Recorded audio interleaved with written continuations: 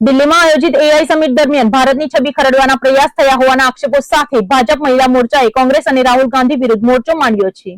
દેશને આંતરરાષ્ટ્રીય મંચ પર અપમાનિત કરવાના વિરોધમાં ભાજપ પ્રદેશ મહિલા મોરચા દ્વારા સુરતમાં ઉગ્ર સૂત્રોચ્ચાર અને વિરોધ પ્રદર્શન કરવામાં આવ્યું હતું। સુરતમાં ભાજપ પ્રદેશ મહિલા મોરચા દ્વારા કોંગ્રેસ યુથ અને રાહુલ ગાંધીની કથિત દેશ વિરોધી માનસિકતા વિરુદ્ધ આક્રોશ વ્યક્ત કરવામાં આવ્યો છે। ભાજપનો ગંભીર આરોપ છે કે દિલ્હીમાં યોજાયેલી એઆઈ સમિટ દરમિયાન દેશને હાસ્યાસ્પદ કહીને ભારતની વૈશ્વિક પ્રતિષ્ઠાને નુકસાન પહોંચાડવાનો પ્રયાસ કરવામાં આવ્યો છે। આ ઘટનાના વિરોધમાં મોટી સંખ્યામાં મહિલા મોરચાના કાર્યકરો રસ્તા પર ઉતરી આવ્યા હતા અને ધરણા યોજ્યા હતા। કાર્યકરોએ હાથમાં બેનરો લઈને રાહુલ ગાંધી અને કોંગ્રેસ વિરુદ્ધ જોરદાર સૂત્રોચ્ચાર કર્યા હતા। ભાજપ મહિલા મોરચાએ માંગ કરી છે કે આંતરરાષ્ટ્રીય મંચ પર દેશનું અપમાન કરવા બદલ કોંગ્રેસે દેશની જનતા પાસે માફી માંગવી જોઈએ। આ વિરોધ પ્રદર્શનને પગલે સુરતના રાજકારણમાં ફરી એકવાર કોંગ્રેસ ભાજપ આમને સામને આવી ગયા છે।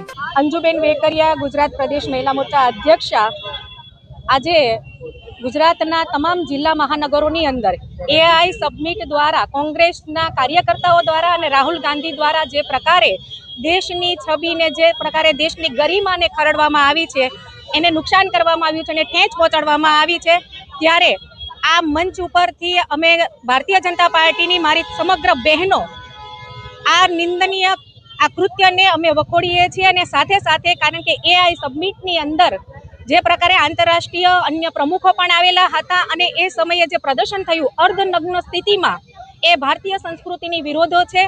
અને એ સમિટની અંદર અમારી મહિલાઓ પણ હાજર હતી, ત્યારે ભારતીય સંસ્કૃતિમાં મહિલાઓનું સન્માન કરવાનું, મહિલાઓની મર્યાદા જાળવવાનું કહે છે।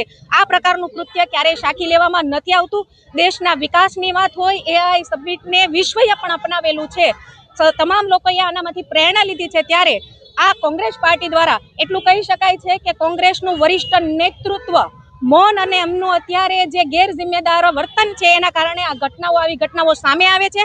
આવી ઘટનાઓની અમે સખત વિખોડીએ છીએ। અમારી ભારતીય જનતા પાર્ટીની કાર્યકર્તા તમામ બહેનો સમગ્ર ગુજરાતની અંદર અમે આંદોલનો કરીશું। આ પ્રકારનું કૃત્ય ક્યારેય અમે સાખી લેશું નહીં।